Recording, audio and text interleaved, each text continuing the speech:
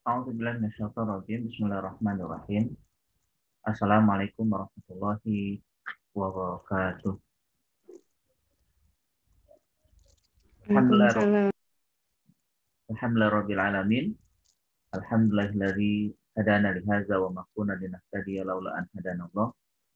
Wassalatu wassalamu ala Rasulillah Muhammad ibn Abdillah wa ala alihi wa sahbihi wa man wala. Amma ba'du. Subhanaka la ilma lana illa ma 'allamtana innaka antal alimul hakim. Rabbana zidna ilma warzuqna fahma warzuqna bima 'allamtana wa 'allimna ma yanfa'una warzuqna asbahna wa alhamdulillah walhamdulillah la syarikalah la ilaha illa huwa wa ilaihi nusyur. Asbahna ala fitratil Islam kalimatul ikhlas wa ala dinin nabiyina Muhammadin sallallahu alaihi wasallam wa ala millati Ibrahim hanifa wa ma kana minal radina billahi rabba wa bil islam dina wa bi Muhammadin nabiyyan wa rasulah. Segala puji dan syukur senantiasa kita panjatkan kehadirat Allah Subhanahu wa taala, hidayah, inayah, kesehatan, kesempatan dan nikmat-nikmat yang lain masih dan selalu kita dapatkan dari Allah Subhanahu wa taala. Salawat dan salam selalu kita curahkan kepada Rasulullah SAW, Islam dan iman yang sedang kita rasakan berkat perjuangan yang dilakukan oleh Nabi kita, dan tentunya kita pun senantiasa berharap menjadi pengikut Nabi SAW dan kelak mendapatkan syafaat dari beliau. Allahumma sholli wa sallim wa barik ala Rasulillah. Kita selawat kepada Nabi yang hakikatnya selawat itu akan kembali kepada kita. Hadirin wa hadir Bapak dan Ibu sekalian yang dimakan Allah, pada hari ini kembali kita dalam suasana yang penuh berkah ya.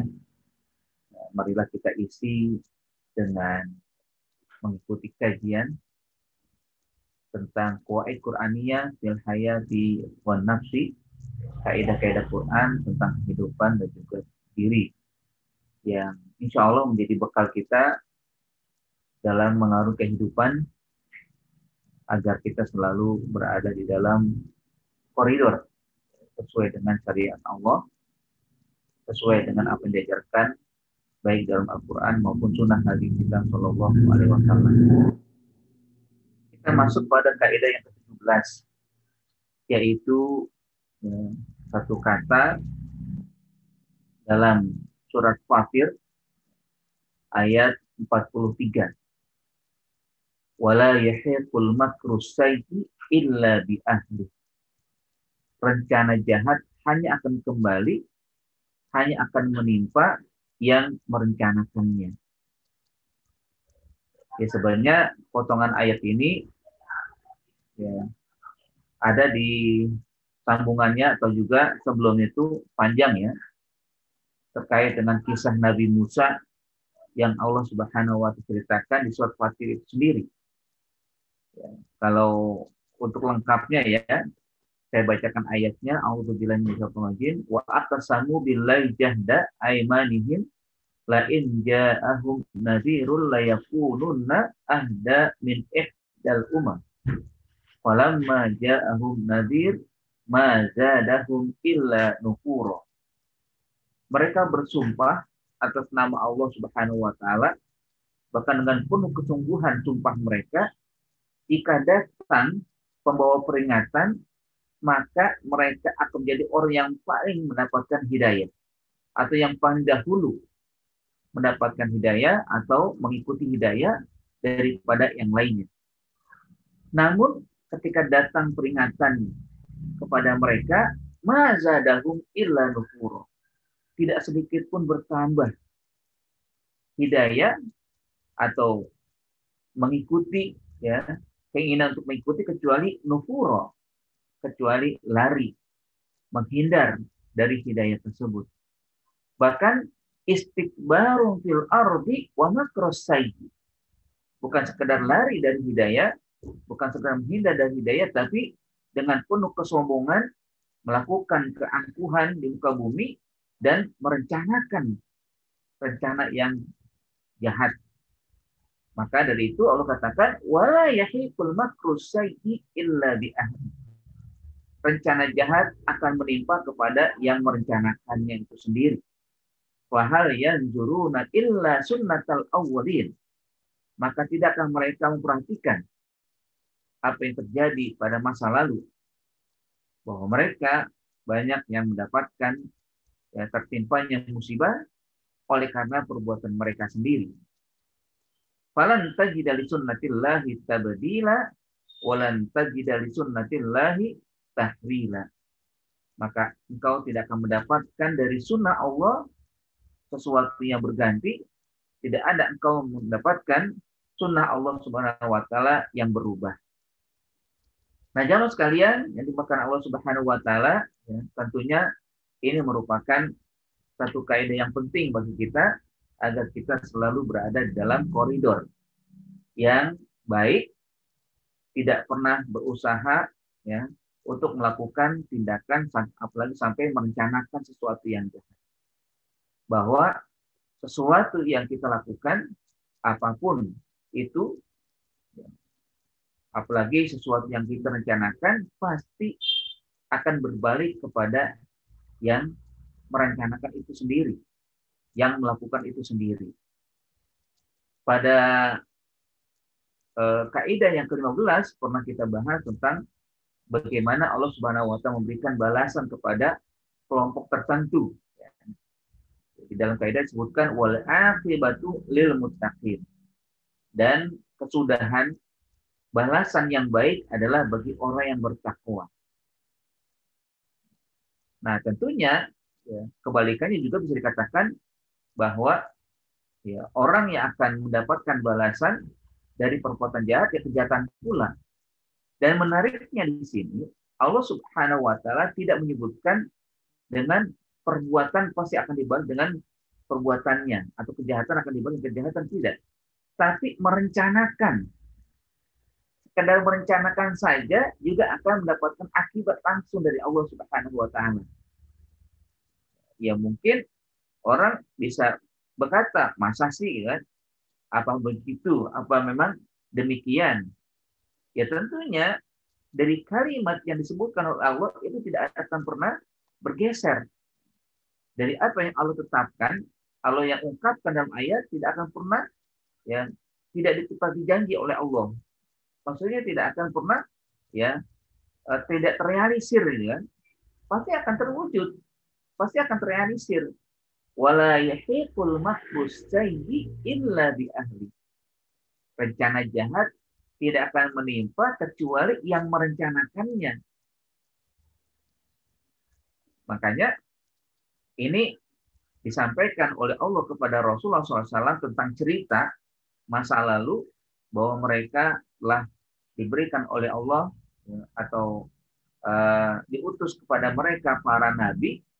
Ada di antara mereka yang al-mu'anidin, al-kafirin, orang yang bersikeras, tidak mau menerima ya apa risalah yang Allah Subhanahu wa taala sampaikan melalui rasulnya, orang-orang kafir, ya mereka ada yang bersumpah memang sampai mengatakan apa? Ya, bahwa kami pasti akan menjadi orang pertama untuk mengikuti petunjuk kalau memang datang kepada kami orang yang memberikan petunjuk kepada kami. Pasti kami akan mengikuti orang yang menyampaikan kepada kami peringatan. Kami akan terima dan akan kami jalankan. Tapi apa ketika datang? Falamma ja'ahum nadhir ma zadahum illa nufura. Ketika datang pada mereka orang yang membawa peringatan, orang yang menyampaikan hidayah, mereka sama sekali nggak mau mengikuti. Bahkan bukan hanya sekedar tidak mau mengikuti, tapi makros sayyi. Mereka berusaha merencanakan rencana-rencana jahat. Begitulah memang. Dan ini tentunya ya, sebagai pelajaran kepada kita semua, yang mana ini juga disampaikan oleh Allah kepada Rasulullah SAW bahwa mereka senantiasa ya orang-orang kafir, baik orang Yahudi, orang Nasoro, orang kafir ya di Mekah waktu itu ya, mereka senantiasa melakukan dua hal. Ya. Pertama istikbar, kedua al-makruh sayyid. Seringkali dua hal ini tidak terpisahkan ya dari orang kafir. Pertama dari istikbar. Sesuatu yang akan sulit menerima kebaikan adalah karena istikbar. Al-kibru, kesombongan, keangkuhan, merasa lebih daripada yang lain. Makanya Rasulullah SAW dalam hadisnya mengatakan, tidaklah seorang ketika disampaikan kebaikan lalu dia menolaknya, padahal dia tahu itu kebenaran, kecuali dalam dirinya adalah ada kibrun min khordalin. Khordalun min kibrin. Khordalun min kibrin. Setitik dari kebohongan, kedustaan. Setitik dari kesombongan. Maaf. Walaupun setitik kesombongan itu membuat orang sulit menerima kebaikan. Walaupun ditahu itu kebaikan, walaupun ditahu itu Rasul yang menyampaikan kebaikan, dia tidak akan mau menerima. Kenapa? Karena ada al-kibru. Karena ada kesombongan. Orang yang sombong bukan sekedar berhenti dengan kesombongannya, karena dia akan terganggu dengan kebaikan-kebaikan yang disampaikan oleh Rasul, khawatir nanti kalau sampai menyebar kebaikan yang disampaikan, dia akan tersingkir. Maka dia akan berusaha untuk melakukan al-makruh sayyid. Rencana-rencana jahat, ya, yasudduna an sabilillah, mereka berusaha untuk menghalang-halangi orang dari mengikuti jalan kebaikan, sehingga akhirnya yahiqul makruh sayyid itu selalu mereka lakukan, merencanakan ya kejahatan-kejahatan, ya, baik dengan menyampaikan ya, kebohongan-kebohongan, kebatilan-kebatilan, ya, dan berbagai hal, sehingga akhirnya orang-orang yang berjumpa dengan dia selalu ya, disampaikan akan ya, tipuan-tipuan, baik dengan mengutarbalikan fakta, ya, menyebarkan berita hoax, ya, atau hal-hal lain. Karenanya bagi kita seorang yang berusaha untuk menjadi ya, selalu taat pada Allah Subhanahu wa taala, maka kita juga berusaha untuk menghindar dari tindakan-tindakan seperti yang dilakukan oleh orang-orang kafir atau orang-orang yang dalam tanda kutip ada kata ya sifat kesombongan itu kan ya, di dalam diri ya diri mereka. Kenapa demikian? Karena hakikatnya sesuatu yang terjadi itu akan kembali kepada yang melakukannya atau yang merencanakan. Jadi sungguh ya Allah Subhanahu wa taala Maha Adil. Ketika ada seseorang yang ingin memperlakukan ya, hamba yang lain, ya, kejahatan pasti akan dikembalikan kepada yang melakukannya. Dalam surat lain ya, atau dalam peringatan Allah Subhanahu wa taala juga disebutkan surat Ar-Ra'd misalkan Allah Subhanahu wa berfirman wa qad makaru alladziina min qablihim falillahil makru jami'an ya la ya'lamu ma taksibu kullu nafsin wa saya'lamul kuffaru liman uqbadar. Sungguh telah merencanakan orang-orang sebelum mereka ya kejahatan, dan Allah Subhanahu wa taala menguasai kejahatan mereka semua. Ya'lamu ma taksibu kullu nafsin. Allah Maha mengetahui apa yang dilakukan setiap jiwa. Dan wa saya'lamul kuffaru liman uqbadar. Dan Allah juga Maha mengetahui bagaimana nanti akibat bagi orang-orang kafir, kesudahan bagi mereka oleh karena kejahatan yang senantiasa mereka lakukan. Bahkan dalam surat Ibrahim juga disebutkan wa qad makaru makrahum wa indallahi makrahum wa indallahi makruhum wa in kana makruhum bitazula minhul jibal. Sungguh mereka telah berbuat kejahatan. Di sisi Allah kejahatan mereka sudah tercatat, sudah diketahui, meskipun kejahatan mereka untuk menghancurkan gunung. Nah, jamaah sekalian rahmati Allah Subhanahu wa taala, mungkin bagi kita ya, bagi kita sesuatu yang bisa kita hindari dan kita sudah paham akan hal ini ya, bahwa kejahatan pasti akan kembali kepada yang melakukannya.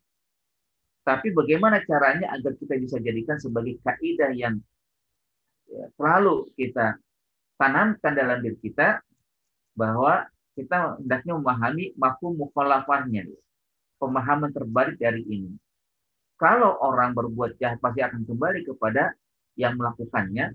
Kalau orang merencanakan kejahatan pasti akan kembali kepada yang merencanakannya. Berarti kita pun ketika ingin merencanakan kebaikan, ketika kita berbuat kebaikan, pasti akan kembali kepada kita sebelum kita melakukan kebaikan itu, sebelum terrealisasi dan terwujud kebaikan yang akan kita lakukan. Itulah yang memang Allah Subhanahu wa taala inginkan kepada kita yang berusaha untuk menjadi orang yang mendapatkan kebaikan limpahan rahmat dari Allah Subhanahu wa taala. Makanya kata Nabi SAW dalam hadisnya, "Man hamma bihasanatin falam ya'mal biha falahu ajrun wahid." Barang siapa yang punya rencana baik dan dia belum mampu melakukannya, maka dia mendapatkan satu ganjaran. Satu ganjaran. Yaitu apa? Rencana kebaikan yang dia ingin lakukan, walaupun belum terwujud. Mungkin karena alasan tidak tempat, atau mungkin karena ada uzur yang lain, ya, alasan-alasan yang syar'i, alasan-alasan yang tidak dibuat-buat, yang akhirnya Allah mengapresiasi rencana baiknya, sehingga akhirnya dia mendapatkan pahala. Allah berikan suatu pahala untuknya. Tapi kalau dia punya rencana, man hamma bihasanatin, juga ini berapa kali. Ini dari Singapura.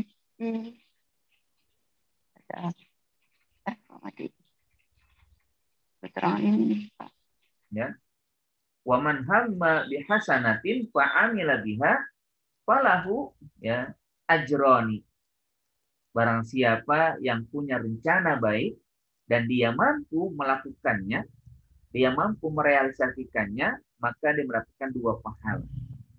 Pertama, dia merencanakan kebaikan, sehingga akhirnya Allah apresiasi rencana baiknya, lalu dia aplikasikan, dia lakukan, dia realisasikan, diwujudkan kebaikan itu, maka kebaikan yang dia lakukan diberikan pahala oleh Allah Subhanahu wa taala. Ya, sesungguhnya ketika kebaikan dilakukan bukan hanya satu Allah berikan ganjaran, tapi dilipat gandakan 10 kali lipat, bahkan sampai 70 kali lipat. Apalagi sekarang ya. Sekarang kita berada di bulan yang dimuliakan. Salah satu bulan yang dimuliakan yaitu Zulqa'dah. Ya, minha arba'atun hurum, di antara 12 bulan ada 4 bulan yang dimuliakan. Artinya ketika ada kebaikan dilakukan, maka Allah akan dipergandakan pahalanya untuk orang yang melakukan kebaikan. Satu kebaikan dipergandakan 10 sampai 70, bahkan berlipat-lipat ganda lainnya. Tentunya kita sangat membutuhkan akan pahala, akan ganjaran. Karena itu, marilah senantiasa kita berusaha memiliki niat kebaikan, berencana untuk berbuat baik, lalu berusaha untuk mewujudkan kebaikan yang sudah kita rencanakan. Jamaah sekalian rahmati Allah Subhanahu wa taala, terlebih khusus kita kembali kepada ya tema kita, yaitu la wala yahiqul makru sayyi'in illa bi ahli, bahwa rencana jahat pasti akan kembali kepada yang merencanakannya. Di dalam hadis yang tadi juga saya sampaikan, Rasulullah SAW menyatakan, wa man hamma bisayyi'atin falam ya'mal biha falahu azrun. Barang siapa yang punya rencana jahat, tapi akhirnya dia sadar tidak melakukannya, disadar bahwa ini salah, maka Allah mengapresiasi dari pembatalan niat jahatnya dengan satu pahala. Ini tentunya rahmat Allah ya. Dan tentunya bukan berarti akhirnya coba-coba rencana jahat nanti kan dapat pahala, kita gagalkan gitu atau kita dibatalkan. Jangan juga, karena khawatir kalau kita punya rencana jahat, akhirnya ya terjadi pula kita lakukan, sehingga akhirnya kita mendapatkan dosa. Karena Nabi SAW mengatakan setelah itu, waman hamma bisayyatin fa'amila biha fa'alaihi wizrun. Barang siapa yang punya rencana jahat dan dia sampai melakukannya, ya, maka dia akan mendapatkan dosa, mendapatkan balasan dari Allah sesuai dengan yang dia lakukan. Nauzubillah kalau sampai memang terjadi pada ya diri seorang muslim, diri seorang yang Allah telah berikan kebaikan tapi punya rencana yang tidak baik. Jamaah sekalian, Bapak dan Ibu sekalian yang dimuliakan Allah Subhanahu wa taala, ya, kalimat yang dibuat sebagai kaidah ini memang simpel, ya. La yahiqul makru sayyi illa bi ahli. Lalu bagaimana ketika kita melihat orang yang punya rencana, yang punya itikad, ya, yang punya keinginan berlaku jahat pada kita? Apakah kita perlu membalas? Tentunya tidak. Tidak perlu kita merencanakan jahat pula kepada mereka.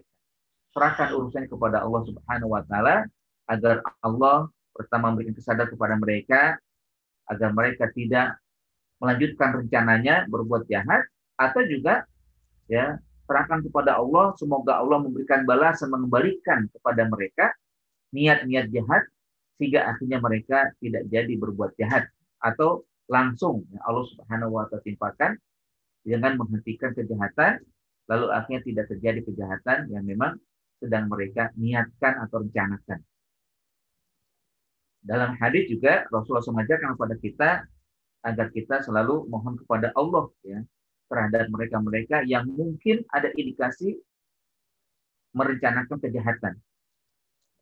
Allahumma man arada bina ya wal muslimin su'an fa'adir dairatas su'i alaihim. Itulah doa Nabi SAW. Allahumma man aroda bina su'an wa man aroda bil muslimina su'an fa'adir dairatus su'i alaihim.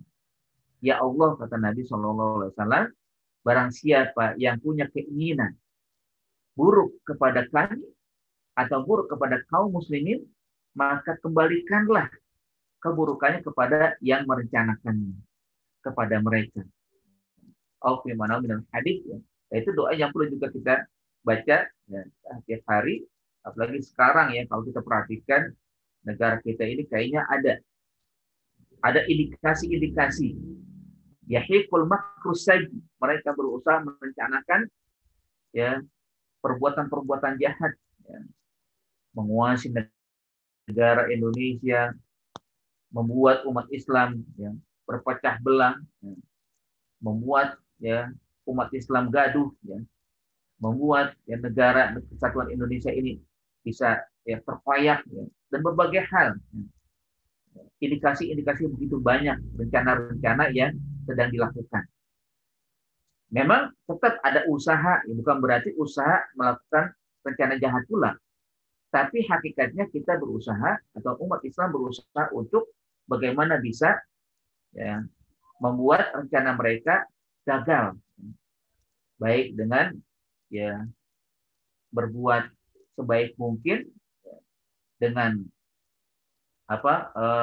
dengan sesuai undang-undang, apakah orang yang duduk di parlemen ya diberikan pemahaman, atau mudah-mudahan orang-orang yang duduk di parlemen sadar akan niat jahat yang ada di dalam kelompok-kelompok tertentu, atau juga dengan memohon selalu kepada Allah. Kita serahkan, ya Allah, ya, jika ada memang rencana jahat atas negara kami, atas umat kami, maka kembalikanlah niat jahat itu kepada mereka. Atau hentikan, ya Allah. Hentikan niat jahat mereka agar kami bisa hidup dengan baik, dengan damai. Umat Islam di negara Indonesia menjadi umat yang bersatu. Umat Islam yang kuat, umat Islam yang terbanyak di muka bumi ini. Karena tidak ada yang bisa menghentikan ya, rencana jahat yang kita mungkin tidak tahu kecuali Allah Subhanahu wa taala. Tentunya selain daripada yang dilakukan bahwa kebaikan harus juga kita usahakan untuk muncul ya, berusaha untuk tegar dalam segala kebaikan-kebaikan yang kita harapkan menjadi muncul dan juga kuat di tengah ya, kehidupan kita. Nah, tentunya juga ada beberapa hal ya yang perlu kita perhatikan agar tentunya kejahatan mereka, orang-orang yang berusaha merencanakan ya, kejahatan bisa kalah ya dengan kebaikan atau al-haq yang kita munculkan. Yang pertama adalah hendaknya kebaikan yang kita rencanakan, kebaikan yang kita ingin munculkan itu kita lakukan dengan terstruktur, dengan cara agar kebaikan itu bisa sesuai dengan tanzimnya, sesuai dengan strukturnya, atau sesuai dengan kedisiplinan yang akhirnya umat Islam bisa memiliki dan merasakan kebaikan itu, bahkan bangsa Indonesia juga merasakan kebaikan itu. Sehingga akhirnya sinarlah kejahatan yang sedang dilakukan oleh mereka. Ya. Artinya, ya, kalau mereka memang dengan rencana yang struktur ya, itu bisa mengalahkan kita kalau kita tidak berusaha untuk berbuat baik dengan terstruktur. Makanya Imam Ali mengingatkan ya, al-haqqu bila nizamin yaglibuhul batil binizam. Kebenaran yang diperjuangkan tapi serampangan ya, tanpa nizam, tanpa kedisiplinan akan mudah dikalahkan oleh kebatilan yang dilakukan dengan penuh kedisiplinan. Ini kan mereka betul-betul struktur ya, rencana mereka betul-betul ya rapi kan, sehingga akhirnya kita yang berusaha berbuat baik tapi dilakukan dengan sendiri-sendiri, tidak terorganisasi ya, ini kalah karena mereka melakukan dengan ya dengan rencana yang baik, bahkan terorganisir dengan baiknya, sehingga akhirnya bisa kalah kebaikan. Walaupun kita tahu kebaikan pasti akan menang karena Allah SWT yang mengatakan demikian, tapi perlu adanya strukturisasi organisasi yang betul-betul kuat. Bagaimana caranya? Ya tentunya umat Islam yang ada kita satukan, ya, baik ormas ya yang ada di negara kita, ya, bagian perjuang untuk berusaha merealisasikan kebaikan ini dengan kebaikan-kebaikan yang sudah ada, kita terus kuatkan. Kan demikian ya. Ya, karena hakikatnya tidak akan bisa dikalahkan kebaikan oleh terhadap kebatilan yang kebatilan itu dilakukan dengan terorganisasi. Kalau mereka terorganisasi, maka kita juga kebenaran kita perjuangkan dengan cara terorganisasi dengan baik. Nah, yang kedua adalah bahwa Allah Subhanahu wa taala akan ya, memberikan kemenangan kepada orang yang selalu ya, melakukan kebaikan dengan cara itqan, dengan cara komitmen atau dengan cara profesional. Ya, bagaimana bentuknya? Bahwa kebaikan itu al-haq yang kita perjuangkan harus kita lakukan juga dengan cara itqan itu, profesional. Maksudnya bagaimana? Ya profesional sesuai dengan apa yang kita miliki, dari kemampuan-kemampuan yang kita miliki. Berjuanglah dengan ya kemampuan yang memang Allah berikan kepada kita. Ya, yang ahli ekonomi berjuanglah dengan ya bidangnya ya pada pengetahuan ekonominya. Jadikan bidang ekonominya sesuai dengan ajaran Islam. Yang bergelut di bidang politik, berjuanglah di dalam bidang politiknya. Karena itulah nanti dia akan mampu memunculkan apa yang dia ketahui. Begitu juga yang di bidang sejarah. Coba ceritakan tuh sejarah yang baik. Sejarah bagaimana perjuangan umat Islam di zaman kemerdekaan. Terus berjuang. Sehingga dengan itu dia mampu menjelaskan kepada masyarakat bahwa umat Islam memiliki peran yang sangat besar dalam perjuangan kemerdekaan negara Indonesia ini. Dan juga yang lainnya. Ya, para asatidz, ya, dengan bidang syariahnya, ya, atau juga para ilmuwan dengan bidang-bidang yang lain, sadarlah bahwa setiap orang pasti akan diminta pertanggungjawaban di sisi Allah Subhanahu wa dengan bidangnya masing-masing. Apa yang sudah dilakukan dari ilmu yang Allah berikan? Apakah dia sudah, ya, berjuang dengan kemampuannya untuk, ya, mengeksiskan atau mewujudkan kebenaran atau tidak? Nah, itu yang kedua. Nah, yang ketiga, berusahalah juga, ya, membangun setiap kita pribadi-pribadi yang Islami. Perjuangan secara personal. Walaupun sebenarnya nanti perjuangan personal kita kuatkan dengan perjuangan secara organisasi. Tapi hakikatnya itu organisasi tidak akan muncul, tidak akan terbuat atau terbentuk dengan baik, ya, kecuali dengan mewujudkan lebih dahulu di setiap pribadi kita. Bangun, ya, di setiap diri kita daulatul Islam atau syariat Islam. Terapkan syariat Islam, terapkan ajaran Islam dalam diri kita. Lalu nanti muncullah syariat Islam di dalam negara kita, yang paling kecil keluarga, lalu masyarakat, lalu negara. Kan begitu tahapannya. Karenanya ada satu ungkapan, ya, disebutkan kumu daulat Islam fi anfusikum takum daulat Islam fi ardikum. Wujudkanlah negara Islam di dalam setiap pribadi kalian, niscaya akan terwujud pula negara Islam di muka bumi kalian, di negeri kalian. Subhanallah, ya. Ini dalam rangka agar kita bisa mengkanter kejahatan-kejahatan atau rencana jahat yang memang sedang terjadi di negara kita. Bahkan bukan di negara kita, di pelosok negeri, ya.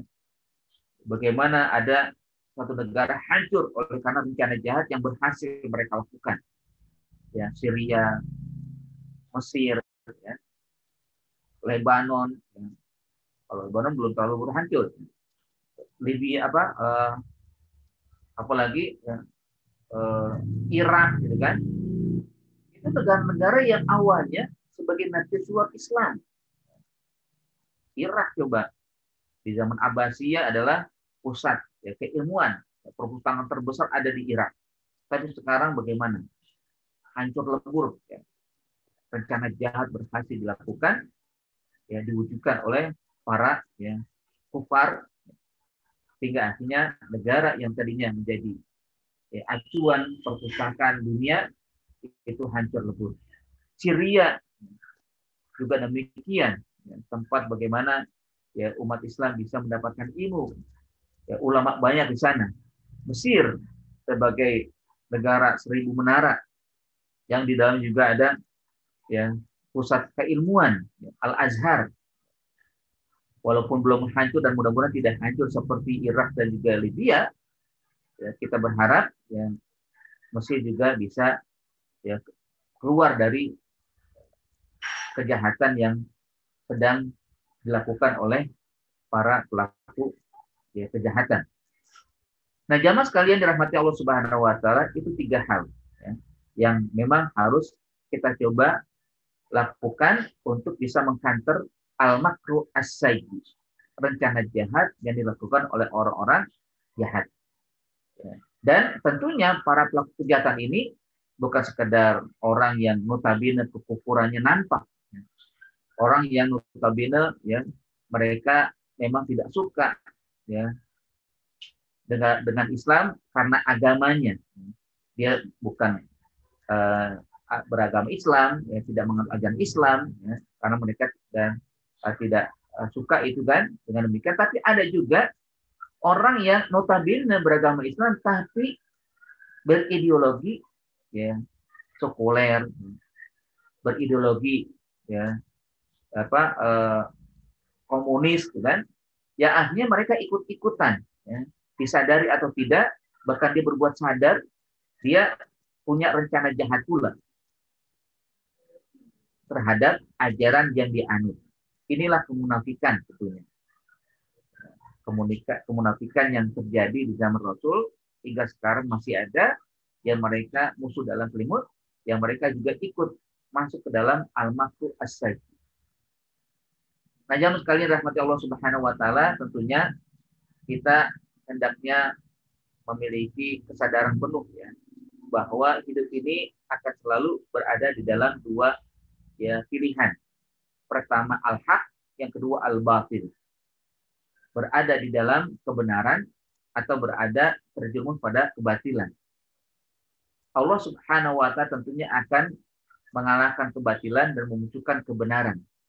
Namun Allah Subhanahu wa taala tidak sekedar memberikan dengan kemenangan ya, dengan begitu saja, tapi Allah ingin melihat bagaimana perjuangan orang-orang yang ingin eksis dalam kebenaran ya, sehingga nampak di sana perjuangan yang dilakukan, lalu Allah apresiasi hal tersebut sehingga akhirnya mendapatkan kemenangan dan sirna keburukan dan kejahatan dan rencana jahat juga tidak mampu diwujudkan. Nah, itu akhirnya kembali kepada kita. Ketika kita membahas kaidah ini, kita memahami hidup ini tidak akan lepas dari permasalahan seperti itu. Bahwa kita ya apakah ingin diapresiasi oleh Allah Subhanahu wa taala dengan perjuangan-perjuangan yang kita lakukan, apakah kita diam saja ya sehingga akhirnya kebenaran sirna lalu kejahatan menjadi nampak dan kuat.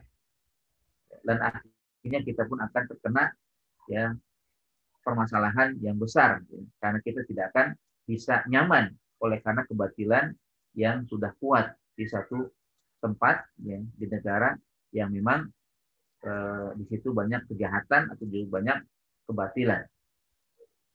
Nah, kalau kita perhatikan juga di saat kita memperjuangkan kebenaran atau juga al-haq yang memang Allah perintahkan untuk kita, pertama Allah Subhanahu wa taala mengatakan innallaha la yughayyiru ma biqaumin hatta yughayyiru ma bi anfusihim.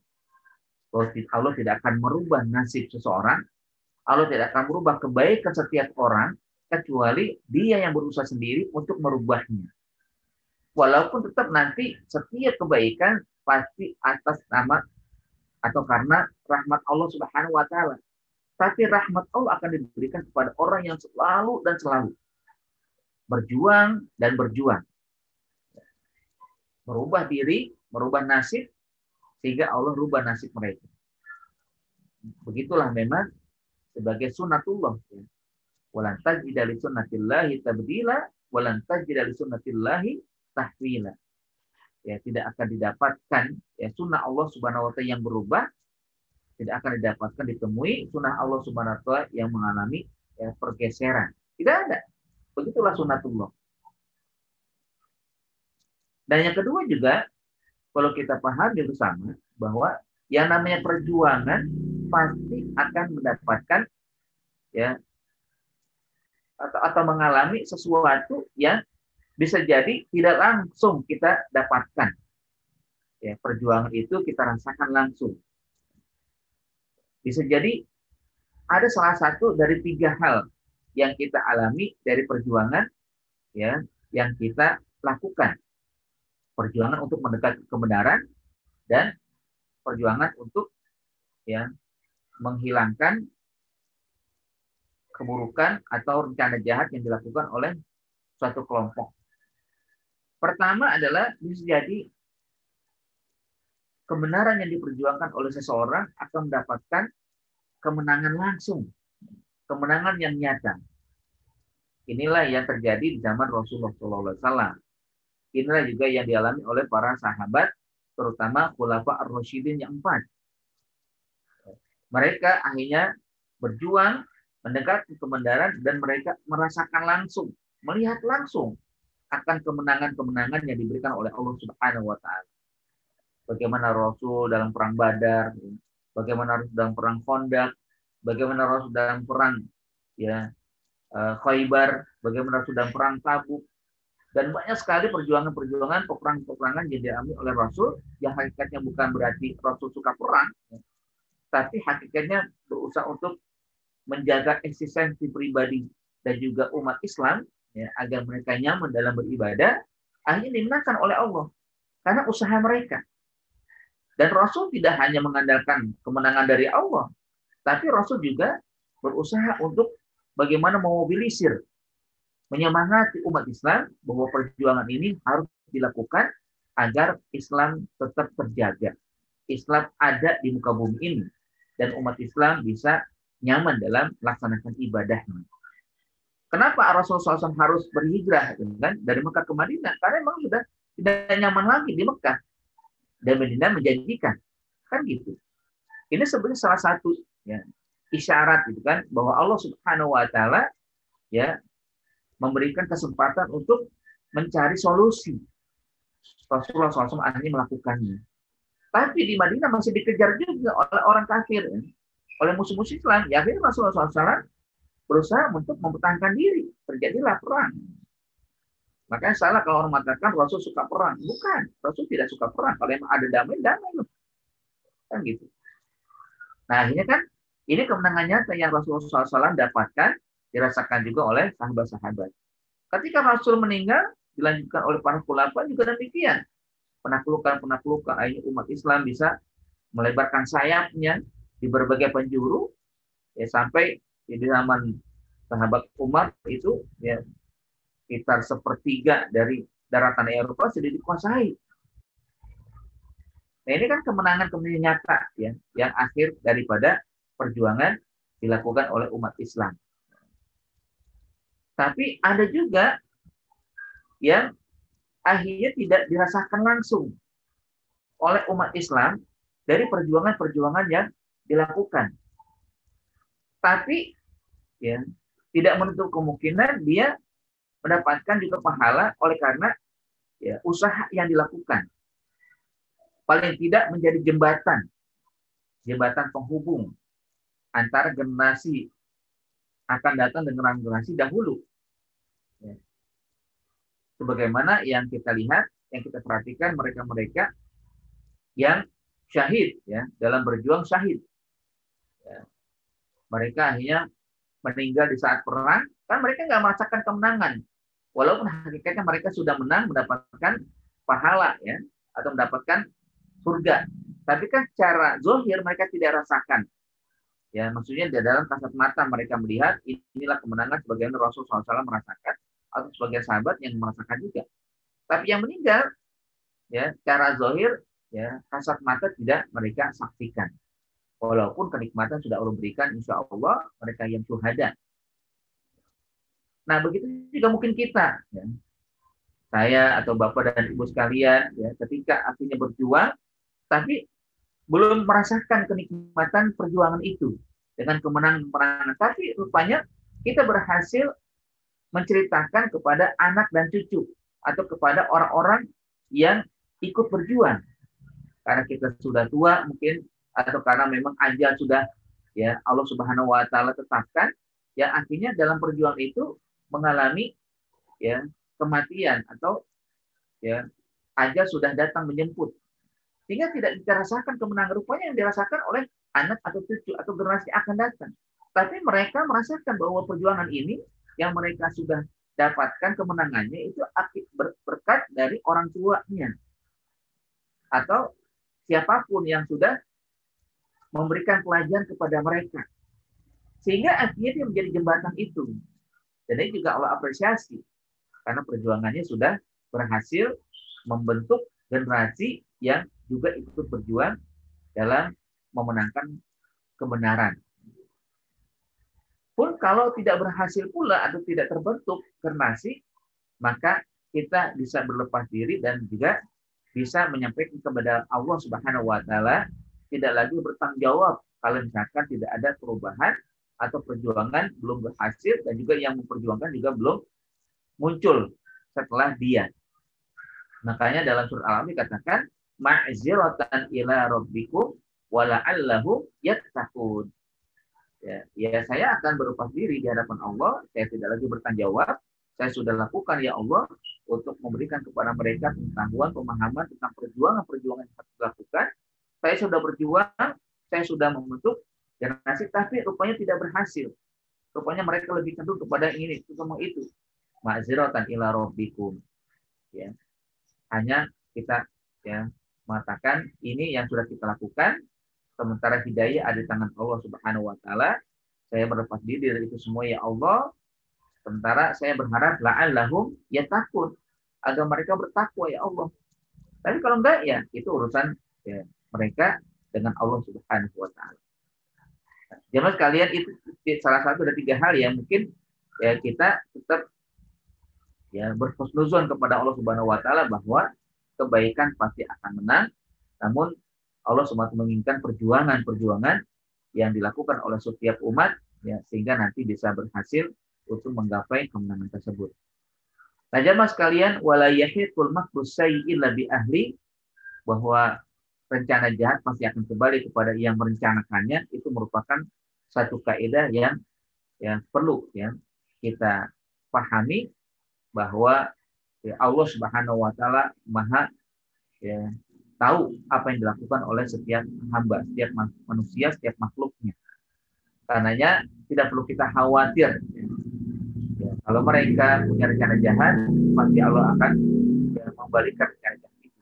Yang penting kita ya istiqomah di jalan kebenaran, kita berjuang untuk memunculkan kebenaran dan juga al-haq di muka bumi ini, ya, dan kita tidak ikut-ikutan melakukan tindakan kejahatan, tapi kita berusaha untuk merencanakan kebaikan-kebaikan, sehingga Allah Subhanahu wa taala akan membalas kebaikan dari rencana juga dari perwujudan kebaikan yang sudah kita rencanakan. Ya, karenanya marilah kita berusaha untuk wujudkan kebenaran, kebaikan dalam diri kita, yang insya Allah akan muncul pula di dalam kehidupan kita, dalam negara kita, secara kecil atau secara terbatas di negara, di keluarga kita, atau juga di tengah masyarakat kita, sehingga akhirnya kebenaran bisa melebar luas di dalam kancah kehidupan, ya terutama di negara kita. Wujudkan juga ukhuwah Islamiyah dalam kehidupan kita, ya, saling tolong menolong dalam kebenaran, dalam kebaikan, saling bertenggang rasa dalam mewujudkan nilai-nilai Islam. Ya. Artinya setiap Muslim pasti punya kebaikan walaupun dengan cara yang berbeda. Yang penting ujungnya adalah kebaikan, maka kita senantiasa saling menghargai. Akhirnya juga bagian daripada nanti bisa ya saling tolong menolong ya, dalam kebaikan itu sendiri. Nah, jemaah sekalian dirahmati Allah, mudah-mudahan dari kaidah yang kita bahas pada hari ini menjadi paham kita bahwa apapun yang diniatkan oleh seseorang, yang diniatkan oleh seseorang, pasti akan kembali kepada dirinya sendiri. Siapa yang meniatkan, apakah itu niatnya baik, pasti akan kembali kepada dia.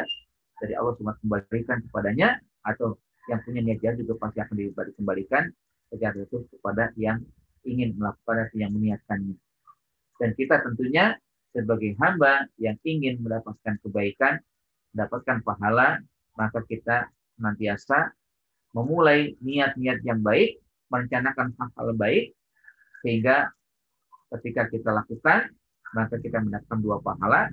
Kalaupun mungkin tidak sempat kita lakukan, maka Allah Subhanahu wa taala mengganjar dengan 1 pahala. Jadi kurang mohon maaf, aku qouli hada wa astaghfirullah lakum.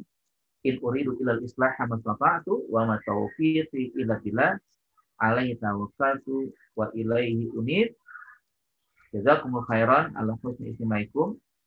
Dan saya akhiri, assalamualaikum warahmatullahi wabarakatuh. Baik, selanjutnya Bapak dan sekalian, jika ada ingin bertanya, dipersilakan. Assalamualaikum Ustaz. Waalaikumsalam warahmatullahi wabarakatuh. Ya Bu, silakan. Tanya, apakah hal ini merupakan hal yang buruk? Contohnya ada suatu organisasi, maksudnya ada suatu agent gitu ya, agent atau agent. Contohnya agent itu macam-macam kan ya. Sekarang dalam bidang tuition atau les gitu. Agent itu membuka penawaran sebagai guru-guru. Guru-guru itu masuk ke dalam agen tersebut. Jadi dibukalah secara umum pendaftaran untuk mendapatkan pelajaran tuition atau les itu. Kemudian orang yang les itu dia keluar dari agen tersebut, mengambil guru yang di luar agen tersebut gitu. Jadinya itu apakah suatu keburukan? Dia tidak mau, karena kan kalau misalnya dia langsung kepada agen tersebut, berarti ada biaya administrasi, ya kan? Jadi dia nggak mau bayar biaya administrasi, jadi langsung aja ke guru tersebut. Sedangkan guru tersebut dia sudah terdaftar dalam agen tersebut gitu. Jadi dia memotong gitu ya. Itu bagaimana? Apa suatu keburukan? Ya.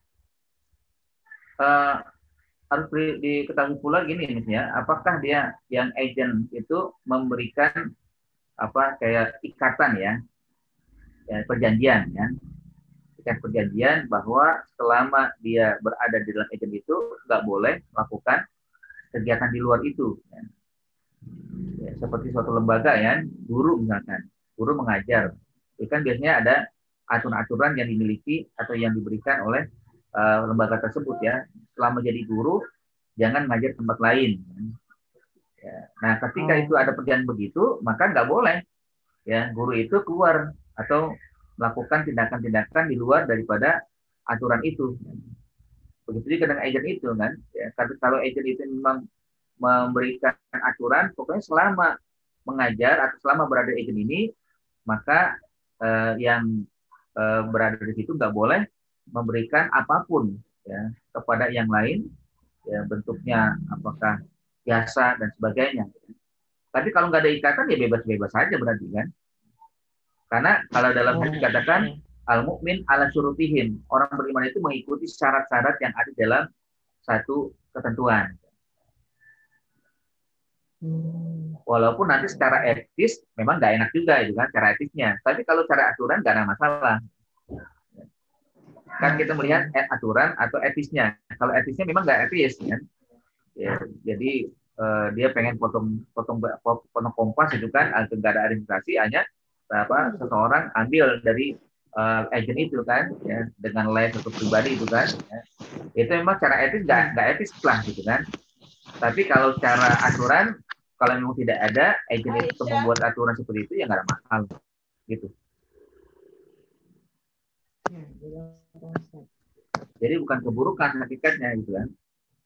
Ya ini juga memang kan kita kalau dalam Islam itu begitu Bu ya, satu apakah memang harus mentaati aturan, yang kedua etisnya. Aturan itu yang harus terikat, yang pasti terikat, nggak boleh nggak. Kalau dilanggar berarti dia kena ya salah atau dosa gitu kan. Kalau dalam Islam kan syariat gitu kan, ada juga adab. Ya. Syariat ada sesuatu yang harus ditaati. Adab yang memang juga harus ditaati, tapi kalau dilanggar tidak ada dosa. Gitu kan. Contoh lah kan, ketika makan itu kan ketentuannya pakai tangan kanan, itu syariat. Nabi SAW mengajarkan makan dengan tangan kanan. Dan Nabi mengumpamakan orang yang makan tangan kiri ya dengan dengan seperti setan ya. Inna syaitan ya'kulu bishimalihi, ya, bahwa setan makan dengan tangan kiri. Artinya kita wajib makan tangan kanan. Tapi makan sambil berdiri itu adab ya.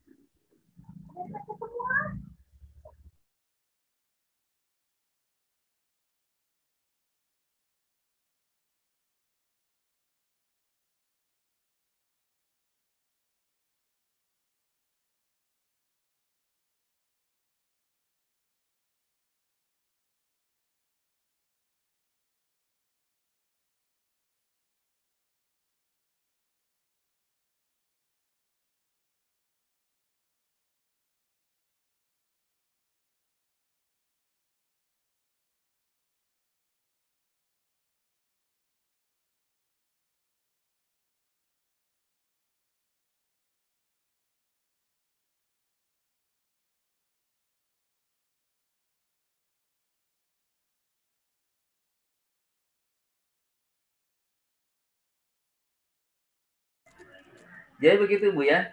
Jadi ada syarat ya, ada adab. Ya. Apa syariat bukan syarat.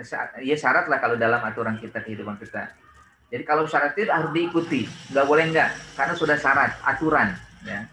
Itu di negara ini ada aturan, ya. Kita harus mengikuti undang-undang itu. Kalau enggak, ya pasti kena hukuman. Ya. Tapi ada namanya adab, ya, etika. Ya. Kalau etika itu ketika kita lakukan baik, sangat baik. Tapi kalau nggak dilakukan, tidak ada masalah. Ya. Ya, nggak kena hukum lah gitu kalau dalam hukum negara. Ya. Atau dalam Islam juga nggak kena dosa. Ya. Contohnya tadi, makan sambil berdiri, dosa nggak kalau orang makan sambil berdiri, minum sambil berdiri, nggak dosa. Tapi etikanya adalah kalau dilakukan baik, ya, sangat baik, gitu kan? Kalau dilakukan ya, dengan duduk, bukan diri ya. Kalau tidak dilakukan dengan diri atau makan sambil duduk, minum sambil duduk, itu ya bagus, ya. Tapi kalau dia berdiri nggak ada dosa. Itu namanya etika adab. Ya. Nah, begitulah juga yang tadi diceritakan, ya kalau misalkan ada agent dia berada di dalamnya, lalu ada orang yang pengennya langsung saja karena ribet dengan administrasi atau juga mungkin mengeluarkan biaya, ya akhirnya dia ambil, ya secara etika ya kayaknya nggak etis gitu kan. Tapi kalau nggak ada aturan maka nggak ada masalah. Gitu. Ulang. Ya, oh iya, oke. Baik, ada yang lain mungkin?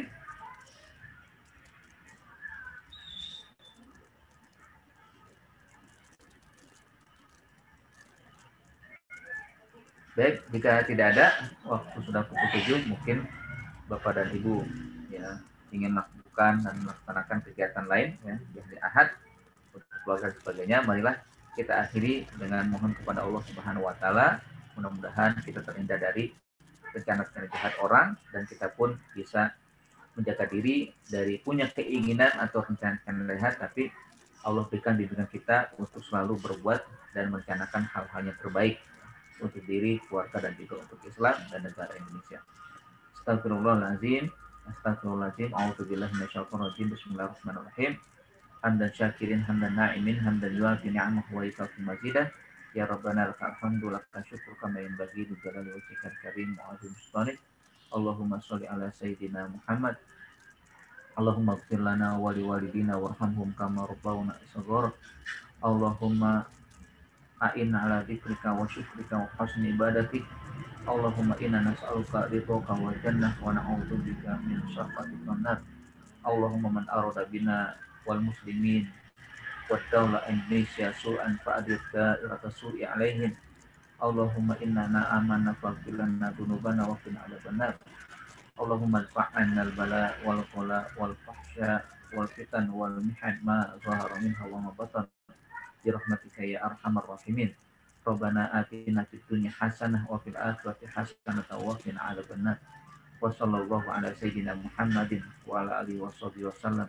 Subhana rabbika rabbil izzati amma yasifun wa salamun ala mursalin walhamdulillahi rabbil alamin. Alhamdulillahirabbil alamin. Kita akhiri dengan doa kafaratul majlis. Subhanakallahumma wa bihamdika asyhadu an la ilaha illa anta astaghfiruka wa atubu ilaik. Terima kasih atas partisipasi dan hadirannya.